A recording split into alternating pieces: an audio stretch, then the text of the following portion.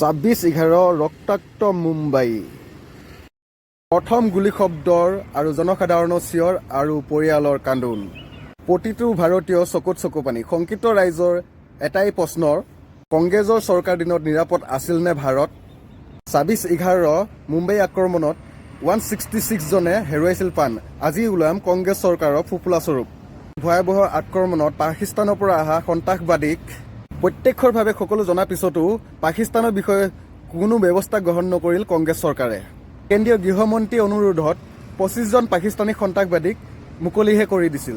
সমগ্ৰ পৰিস্থিতি লৈ ভাৰতীয় সেনা আছিল প্ৰতিশোধ ল'বলৈ, কিন্তু সাহস নথকা কংগ্ৰেছ চৰকাৰে প্ৰতিশোধ ল'বলৈ নিদিলে অনুমতি। সমান্তৰালকৈ দেশৰ এই পৰিস্থিতিৰ মাজতো দেশৰ ৰাজকুমাৰ বিদেশৰ পাৰ্টিত আছিল মজনু হৈ। মৃতকৰ পৰিয়ালে আত্মীয় স্বজনক হেৰুৱাই হাহাকাৰ কৰি আৰু ইফালে ব্যস্ত আছিল কংগ্ৰেছ চৰকাৰে তুষ্টিকৰণৰ ৰাজনীতিত ব্যস্ত বিদেশত। এয়াই আছিল দেশবাসীৰ প্ৰতি অক্ষমনীয় ভুল। এই অপৰাধ দেশবাসীয়ে কেতিয়াও নাপাহৰে। সুৰক্ষাত বন্ধকত থৈ ঘৃণনীয় ৰাজনীতি কৰা কংগ্ৰেছ চৰকাৰক দেশবাসীয়ে কেতিয়াও ক্ষমা নকৰে।